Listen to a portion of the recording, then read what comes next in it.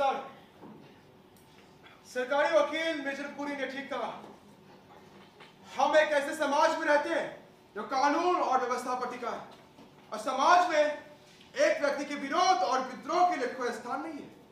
बिल्कुल नहीं कोई स्थान। समाज ने, कानून ने, व्यवस्था ने विरोध प्रकट करने के लिए बना रखे रास्ते, मीलों लंबे रास्ते। इन रास्तों पर चलना शुरू किया जा सकता है, लेकिन प्रश्न तो यह उठता है कि ये रास्ते क्या कहीं पहुंचते भी हैं? बिल्कुल नहीं पहुंचते, कहीं नहीं पहुंचते। विरोध कोई नाटक नहीं जिसका अंतिम अंक लास्ट एक्ट तक पहुंचने की प्रतीक्षा करे। शक्तिशाली लोगों के विरोध को राजनीतिक विरोध कहा जाता है, जो उन्हें की छलांग में पहुंचा देता है सत्ता के पास रखी कुर्सी पर।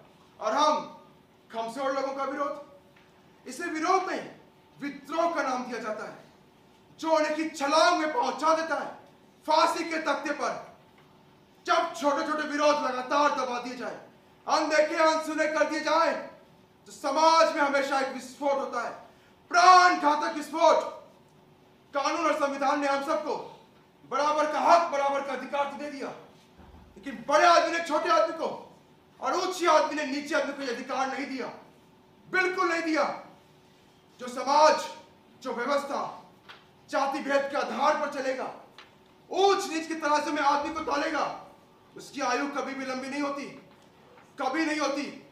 हमें बराबर की बात तो दूर, हम सोचने के स्तर पर अपने से छोटे को ये हक देने को तैयार नहीं। बराबर का अधिकार, हम तो अपनी ओर आंख उठा के देखने का हक तक देने को तैयार नहीं।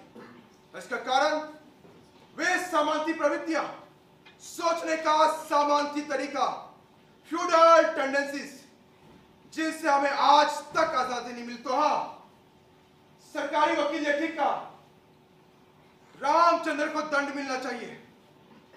अपने देश की रक्षा की शपथ लेने के बावजूद इसने कर दिया इनकार एक अफसर की बच्ची की गंदगी उठाने से। अपने देश की रक्षा की शपथ लेने के बावजूद इसने हराम की सर जैसी साधारण गाली खाने से कर दिया इनकार। अपने देश की रक्षा की शपथ लेने के बावजूद इसने अपनी आंखें, अपनी कान बंद करने से कर दिया इनकार। तो हाँ, रामचंद्र को दंड मिलना चाहिए। इंडियन आर्मी एक्ट 69 और इंडियन पीनल कोड की धारा 302 के तहत रामचंद्र को दंड मिलना चाहिए।